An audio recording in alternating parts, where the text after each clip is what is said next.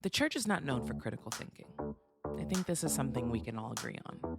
But even beyond that, growing up in the church, you're taught that the Bible is infallible. So, what happens when you start to question what you've always been taught to believe? And when the people you've looked up to start to behave in a way that seems the opposite of what you know being a Christian is?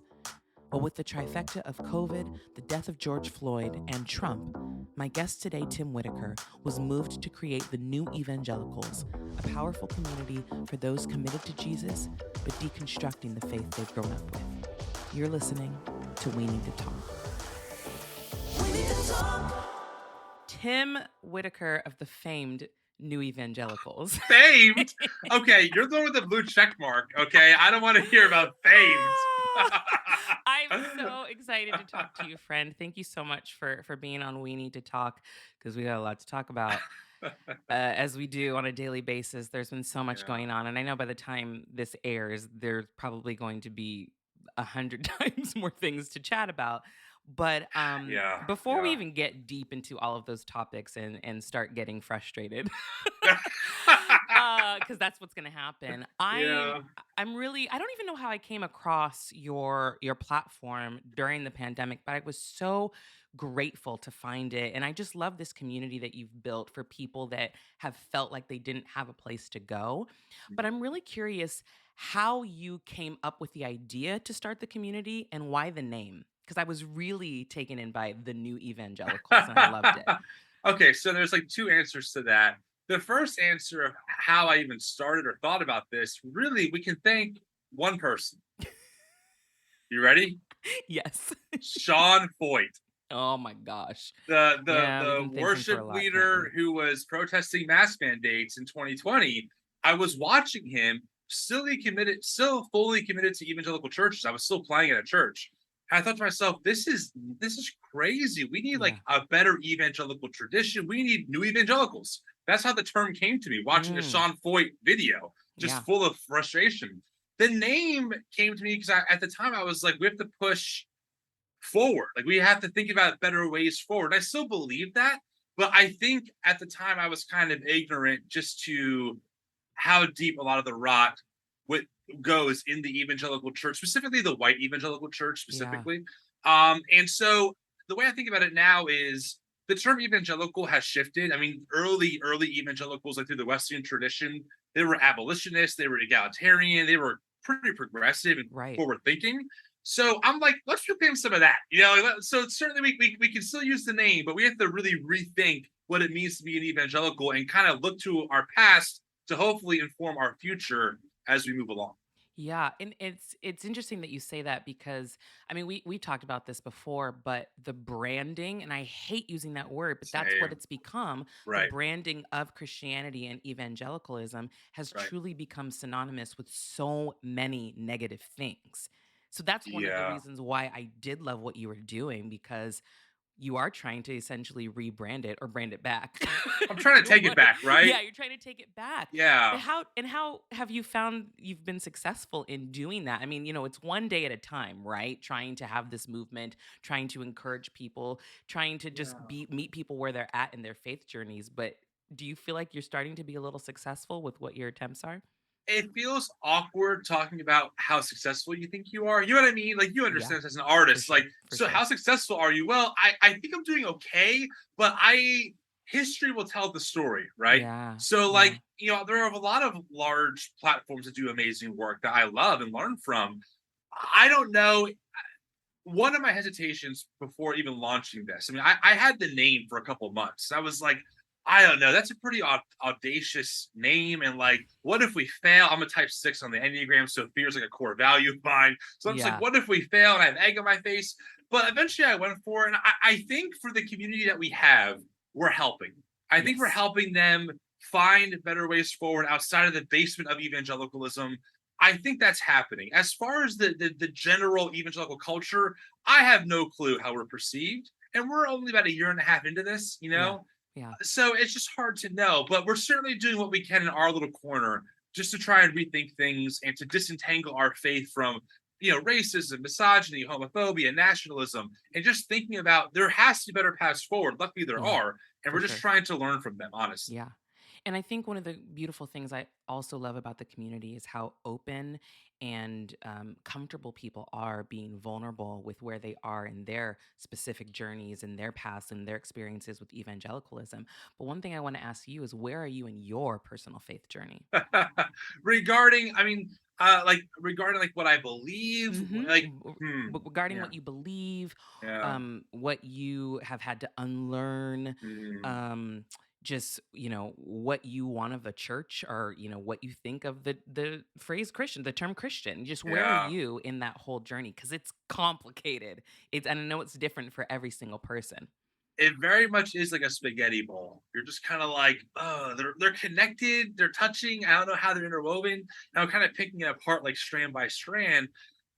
I think as far as my theology, I grew up homeschooled and I grew up in like John MacArthur type fundamentalist theologies, and so so much of what I was taught about just what the Bible objectively is, how to read the Bible objectively. All those categories I've had to completely dismantle and rethink because I'm still committed to Jesus. Like Yeah.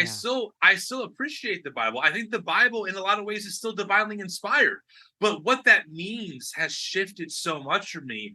And it's had to because I think I got to a point in my life where I just said that the answers that evangelicalism gave me are not sufficient for the world I'm experiencing. Hmm. And luckily for me, I'm not the only person asking those questions, and there are brilliant people who have been thinking about these questions way before I was around, even born. And so, kind of tapping into some of their thoughts has been just really helpful. But Yeah. I'm still very much in like explorer mode now. Like Yeah. I know where I come from, and I think an analogy to kind of ground this would be I've walked out of the basement of evangelicalism, and I'm just kind of exploring the house of Christian thought. Like it's so big, Yeah. there's so much going on. I'm not ready to like park in a new room and say this is my room. I'm more just like that was cool, but what else is out there? Just kind of Yeah. like taking notes. I I love think that. that's kind of where I'm at. It's a little vague, but that's just No, where I I am. love that. I love that the exploration, and I love that picture that you painted. How much pushback have you gotten though from your past connections and your former church and all of that, because you have decided to critically think and ask questions? Well, when you put it like that, I mean, I lost my faith community over this. It's not a secret. I podcasted about it, but Yeah. I started this account when I was still heavily committed to and involved with an evangelical church as a volunteer drummer. One of those like all in volunteers. I'm sure your audience knows what I'm talking about, where you're Yeah. just so committed. Yes. And I lost that within a few months of starting the account, and all those relationships, well, 90% of them, fell away, and crazy painful, eye opening, a Mm. lot of therapy, but at this point, a lot of the anger has subsided, and the scars there. So I think I'll always have that moment of my life that is permanently marked by that trauma. Hmm. But I have to move on. I have to find better ways forward ultimately. Yeah, yeah. We've talked about this before on Mm, your show, and just, in our personal conversations, but I have always pretty much grown up in a progressive setting. So being on this side was just always normal for me, right? I mm. never had to actually go through that. What I did go through, as I mentioned with you before, was being at a conservative evangelical school and being like, "What is this? Like, what is Right. wrong with you people?" Right? Like, I was Right. so confused. So I've never actually had to go through that trauma of losing what you grew up with and losing people that you loved and thought, you thought the same way, and et cetera, et cetera. But my question to you is, had Trump not happened, do you think who you are as a person, that you still would have ended up on this side regardless? I think eventually, I don't think as accelerated. Yeah. Does that Yeah. make sense? Like I Yes, think absolutely. I've always been sniffing something a little stinky, but I've been able to kind of ignore it because the lights are cool when I'm playing drums here and I have good Right. friends. You're blinded by the lights. That's what I happens. literally blinding And you lights. feel the modulations in the music. Right, I get it. right, I'm right. right there with you. I'm slowing those symbols. The Holy Spirit's here. How can I leave? Right. So that's true. I think Trump was like just tearing that trash bag open. And it Mm, was like, whoa, I can't ignore this anymore. And then of course, the way I explain it is there were three ingredients that I think all compounded. Of course, you have the Trump 2016 stuff that we can talk about. Then you have the murder of George Floyd, the lynching of mhm. Ahmaud Arbery, the killing of Breonna Taylor. And I'm thinking to myself, as a white man who's never thought about racism, it's always been a thing in the past, right? Like we used to do this as Americans, not anymore. But I go, I don't know, guys. Like I don't, again, no categories, no books, no shelf space in my head, but just a sixth sense of something is not right. Don't know what it is yet, but again, another smell of like, oh, that's a different odor that is stronger than ever. And then you add the COVID response, the church COVID response. And the I'm not going to be masked up, and vaccines are terrible, and the conspiracies, and that's a third smell. And then you have these like three really gross smells in one, and you're just like, I don't know where the trash is. I don't know why it smells this way, but I have to find out. I must find out. And so I think it accelerated the process. But I think I would have gotten there maybe in 10 years from now fully. Right. But I think that this whole process really pushed it forward. Yeah. Thankful to Trump for that, right? Yeah, I guess.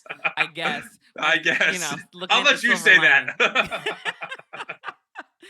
You mentioned, the church COVID response, which I also was just floored by, and yet not surprised simultaneously. And that's what upset me even more, that I wasn't surprised by it, but it bothered me beyond belief. But now recently we're seeing kind of a similar response with student loan forgiveness, right? And it's heavily within the Christian evangelical conservative Republican communities that this response of, why should I do this? Why should I do this? And this act of helping others is foreign to people that subscribe to a religion that is really supposed to be based on that, right?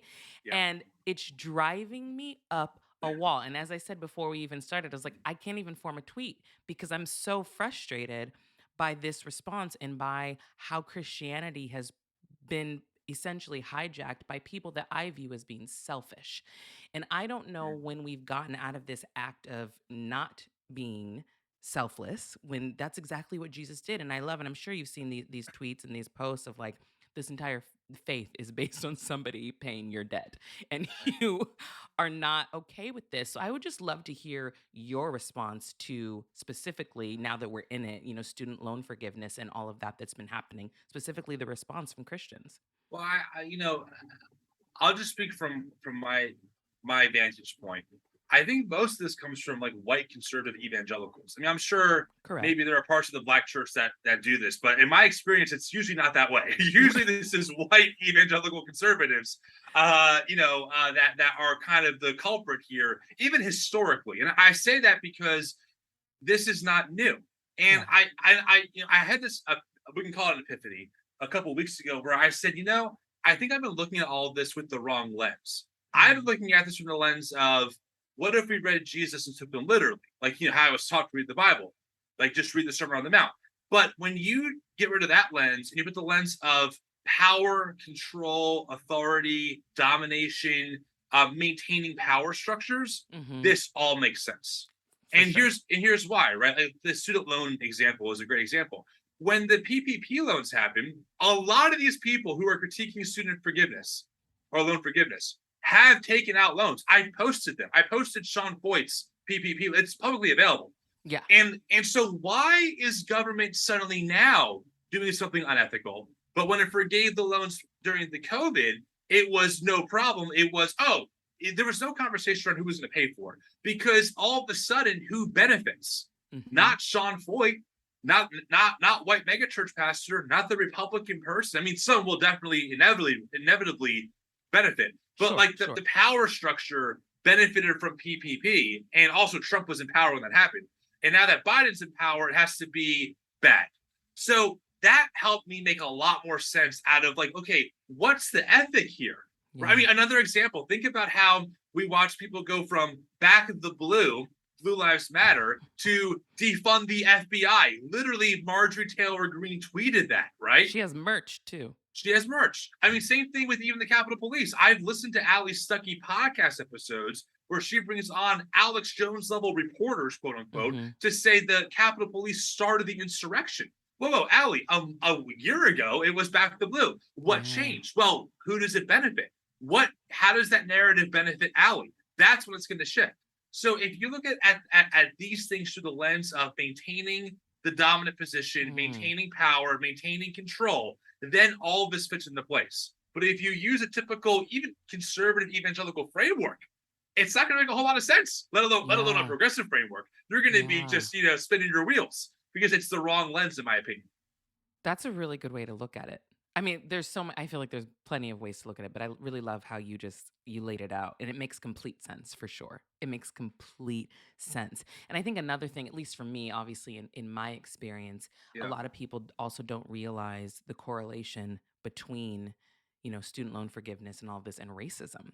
And I feel like nobody wants to have that conversation because you got to talk about it a lot. It's deep. If you pay off people's loans and give them forgiveness, specifically people of color that have all this debt and then aren't getting the jobs that they want and are searching for after going through all this debt from going to school. If you actually pay those off, you would close the racial wealth gap significantly. They don't want to do that. That's so interesting because, I'm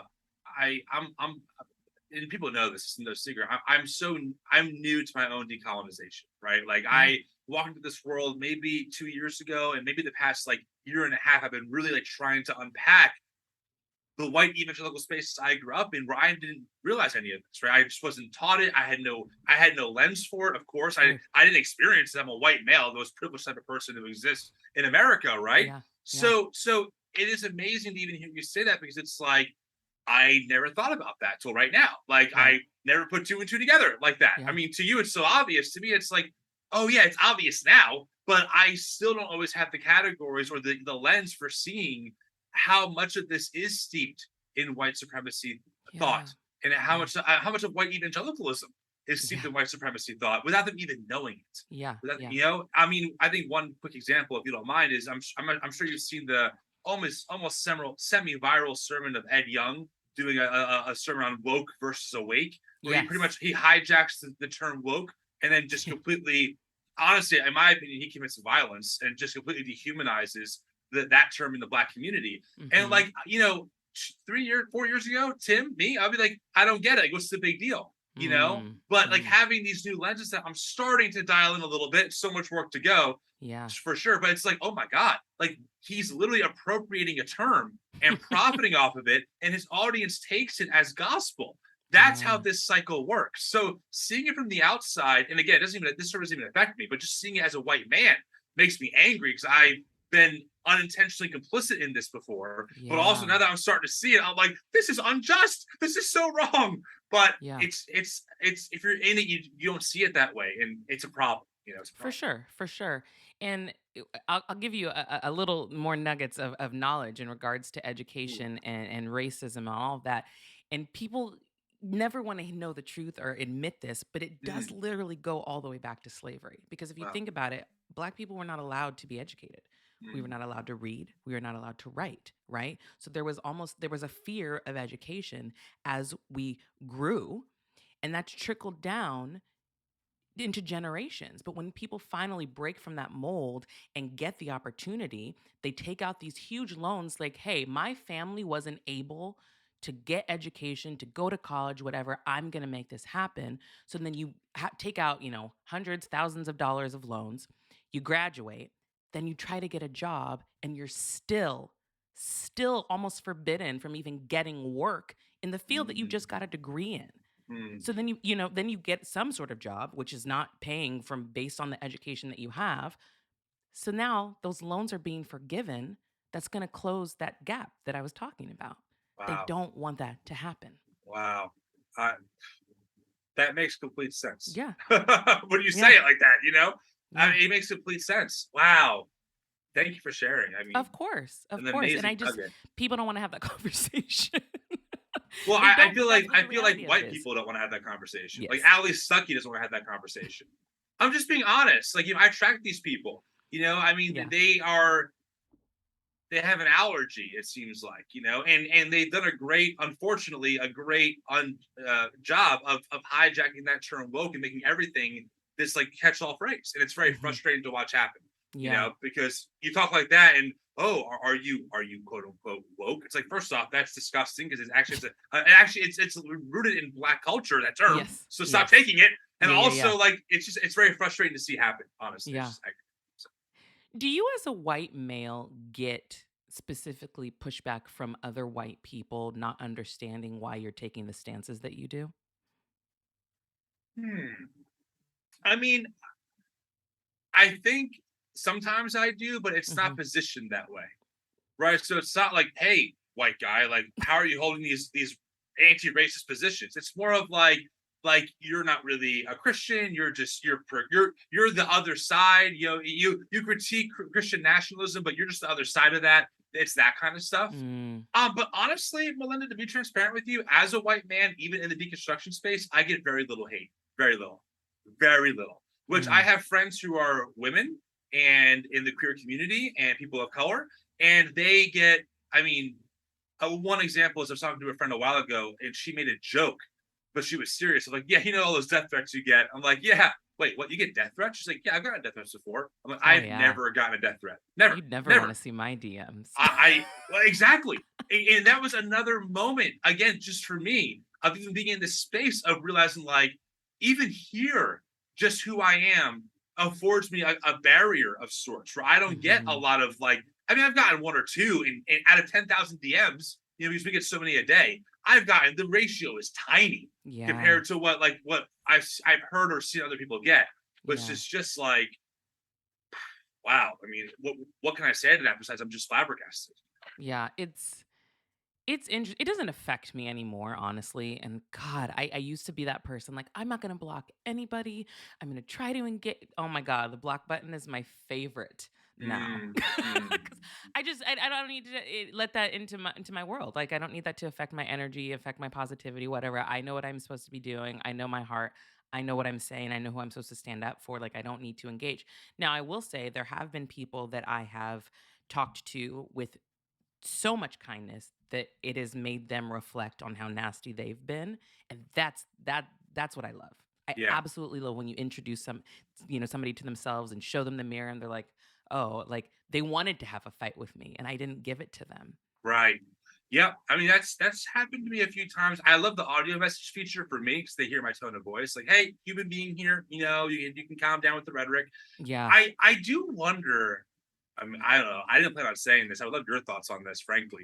So, new evangelicals on Instagram, we're really big on on conversation, and Yeah. I am open to dialogue.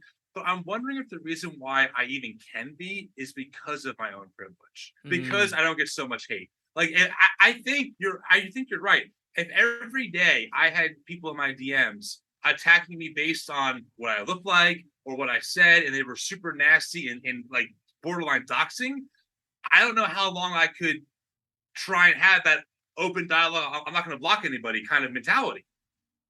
I'm just thinking about this right now in the moment. I mean, this is a live thought, like, out there in the Yeah. air. Yeah, But yeah, like, yeah. even that is a sign, I think, of just like how my own privilege affords me to even do some of this work because of how other white men will treat me compared to someone who doesn't look like me or act like me. Does that make Yeah. sense? Absolutely. Absolutely. And you are using your privilege for good, but I do think you're absolutely correct. They're not going to come at you the same way that they would come at someone like me at all. At all. Because there's the superiority with them. Well, I mean, this is a brand new thought. This is a 2 second old thought talking to you in the moment of like, I don't, again, another layer of like, didn't even know I had this privilege, didn't even know it Yeah. existed, but Yeah. it obviously does. And like you said, I mean, you can't control like how you're born. You can't control those things. But like, okay, like, what do we do with it? I think What do is you the do with it? question. Yeah. Yeah. Yeah. Damn. Which is so crazy to me for white Christians specifically.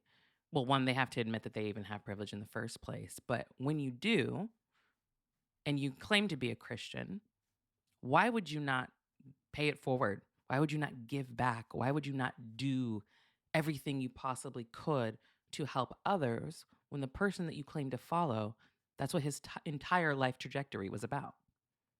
Right. I mean, I think that's why I get so frustrated with white evangelicals because I mean, listen, when you, at least in my spaces, like, you're taught from the beginning, like, repentance, forgiveness. This is like 101 to being a Christian.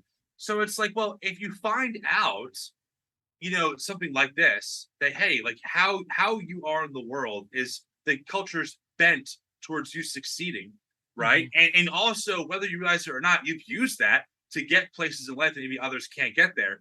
Wouldn't repentance and like self-reflection and an awareness of, oh my God, happen? And then wouldn't the logical step be like, well, if the Jesus I follow that we believe as Christians was God incarnate, carried his own execution device to his own death, right? And we talk about like a giving up of privilege for the other in a sense, right? Yeah, yeah. There's it's a pretty clear connection of like, as someone who, again, in our cultural moment has this inherent privilege, what do I do with it? And I have to be honest about it. It's uncomfortable. I don't like talking about it, but it's also reality. So like it makes sense that I would want to follow in the footsteps of someone who I can relate to in that way and say, well, what did he do with it? Well, he used it to try and bring equity. He used it to give away that whatever he could. So I don't know. I don't want to sound like a white savior or anything like that. This is my point. I'm just like thinking through like what that might look like for Christians and why they don't see it that way. That part does perplex me, to be honest. Yeah. Does that make sense?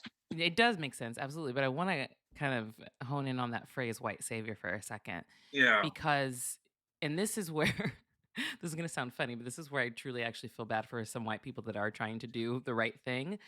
Because how do you, and this is you specifically, but you as a collective, avoid being a white savior, but also using your privilege to make sure that other minorities have opportunity? You want the honest answer? Yeah. I do my best to listen to the Black voices in our community. Hmm. Like they have to tell me that. Yeah. I can't pretend to be like, oh, this is and this isn't. You know why? Because like I'm not the one being affected by what this could or couldn't do. Right. Yeah. And I feel like being a type A white man in America, you're kind of just unintentionally you assume that like whatever thoughts you have like are the standards, right? And like, oh, if I understand this, I can then teach it. And I think with new evangelicals and with like my position of like kind of being the face of this stuff, I had to make a very intentional effort to be a student from the BIPOC community and to accept rebuke and correction whenever it was given. Like there are people in my DMs who have called me out before. And actually, I consider them friends. I mean, we talk consistently. And I've had to apologize and repent many times. Like, oh my God, I should have put a trigger warning here. I didn't realize what I said could be inherently racist. No idea. I think for me, that's kind of been the shift from like, no, listen, I read a book by James Cone. I understand now, right? Like, let me just explain it to you. Versus like, even in this conversation, it's like, I'm thinking through this. I could be wrong. Please tell me if I am. This is just kind of where I am in the conversation, but willing to learn from voices that historically I've never ignorantly been taught to see as a voice of authority. Does that make sense? It does. It does. I mean, it's humility, and that's what a lot of people unfortunately do lack. But what I love about what you're saying is that you just don't center yourself, and I think that becomes the problem with a lot of people that are even trying to do good. It's more about like, what can I do? What can I do? Rather than what do you need? What do you want to say? Do you know what I'm saying? There's a Yes. difference. There's Yes. very much Yes. so a difference, because when you say what can I do? What can I say? How can I help? You're asking the wrong questions. I think that shift for me was when I in the beginning I would say we want to be a voice for the voiceless, and I think it was Joe Lumen who was like, "Hey Tim, I hear you, but really like you should think about amplifying voices, like letting them speak and like letting them launch whatever platform you might have as a white person." And I was Mm, like, "Oh, yeah, that's super helpful, right?" that's a huge From difference. I'm going to speak for, forgive the term, but these poor people who have been marginalized. I'll speak for them versus like, actually, what if we did this together and I was just a part of that conversation, offered my skills, but what if we used their voices and Yeah, their experience to be amplified here? yeah. That's kind of the shift for me. Does that make sense? Absolutely, absolutely. And Yeah. that's an important distinction that I hope more and more people start to realize. Because I mean, I've joked sometimes like with people that are like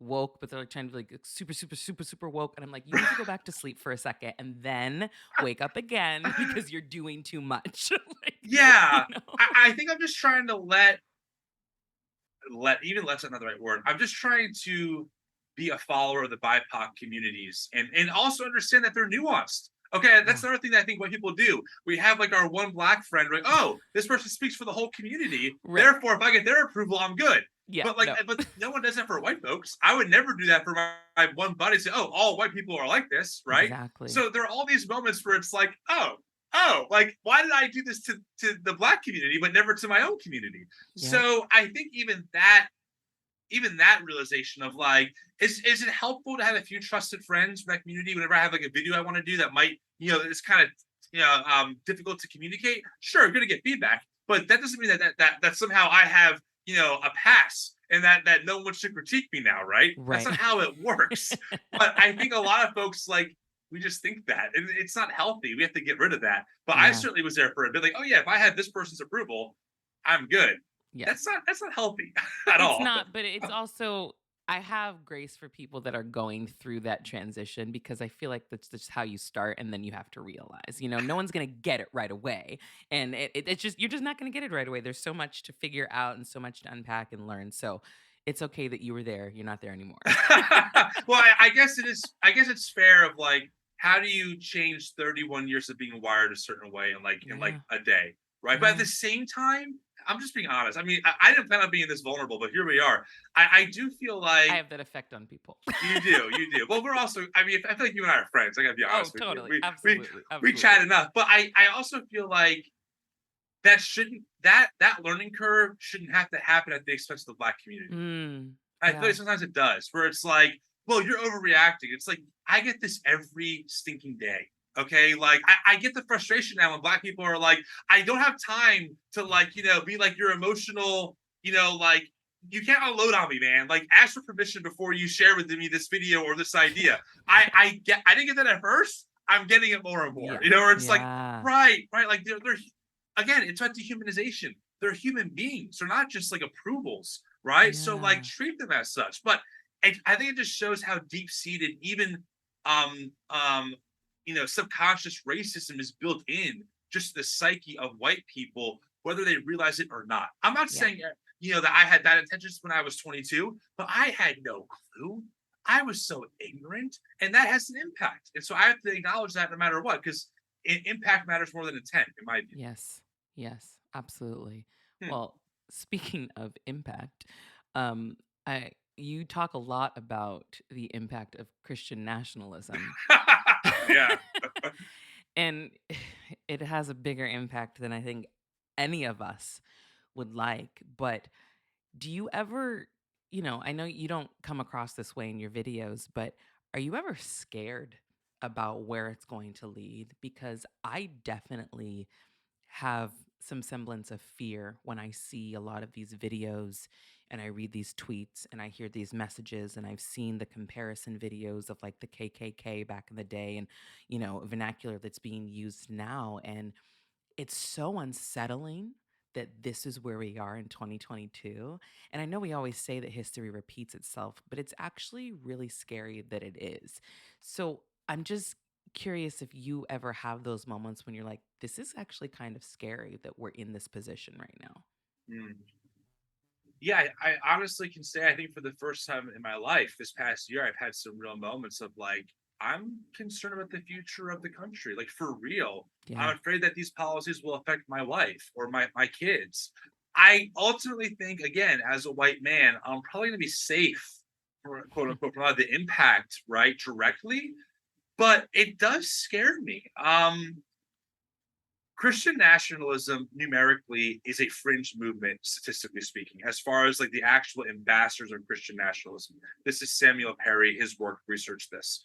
But as far as power and funding and control, that's where they're really stacked. I mean, one example of this is white evangelical Protestants are the only group in America who support overturning Roe v. Wade.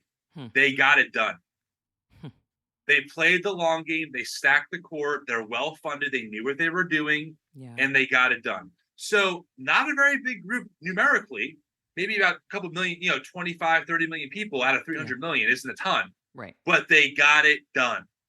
So I think that's the concern.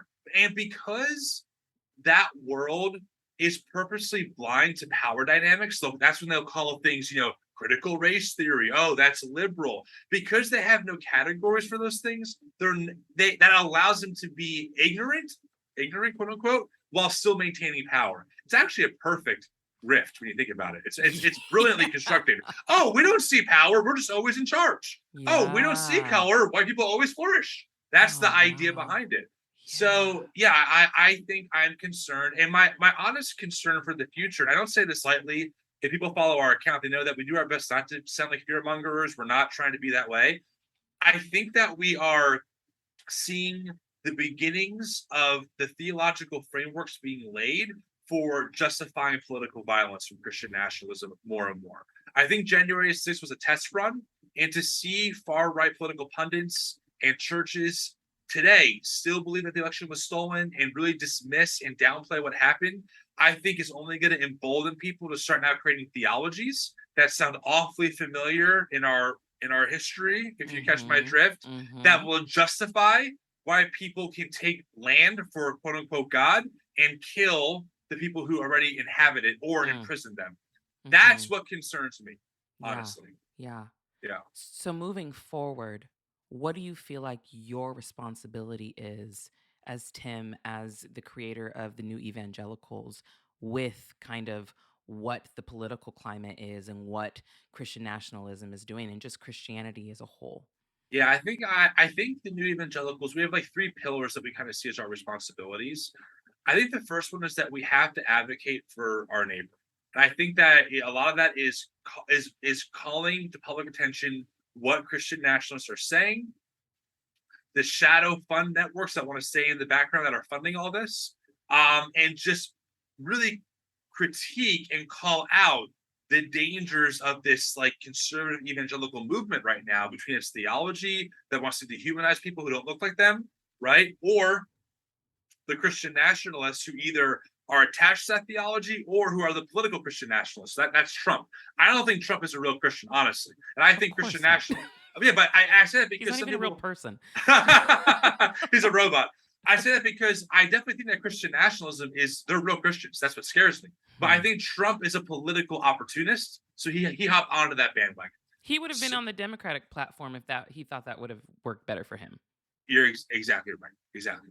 So I think that's a responsibility, and I think we have a responsibility to facilitate space for people to be able to tell their stories about their process of disentangling their faith from all this and their church abuse and trauma, and hopefully trying and help them explore the Christian tradition moving forward. So those are kind of like our 3 main pillars that we feel responsible for, as well as connecting with other people and trying to help others kind of journey through this. But yeah, I would say advocacy, holding space, and helping people explore the Christian tradition away from white evangelical fundamentalism, I think are the 3 things that we are responsible for in our community. I love it. Doing what Jesus would do. Trying. Imagine that. Well, I'm just a friend. I think you're amazing. You're doing great things. I'm really grateful to be a part of your community. I'm proud to call you a friend. Thank you so much for being on the show. Can you let everyone know where they can follow you and keep up with the incredible work that you are doing with New Evangelicals? Sure, but also right back at you. I'm proud to call you a friend. I love working with you. It's great. I love our chats to the side. So I really can't wait to get to hang out one day and actually meet in person. Absolutely. So one day it will happen. And we can talk music and talk in-ears and click and all the fun stuff. And click tracks. And click tracks. Wow, I love them, by the way. Anyway, so yeah, anywhere that the New Evangelicals are pretty much is us. So on Instagram, TikTok, Twitter, we have a website that's under development. We have a podcast that's, I think, 85 episodes in right now as of this recording with really amazing people. There's some amazing theologians that we've talked to, including Malynda. Oh. So you can check out my interview with Malynda. But yeah, so that's where you can find us. Awesome. Well, thank you so much, Tim, and we will chat soon. Definitely. And to the listeners, thank you again for supporting We Need to Talk. We have 2 more episodes left before we take a mid-season break for the holidays, but we'll be back next week with a brand new conversation. Make sure you like, comment, and subscribe. Thanks.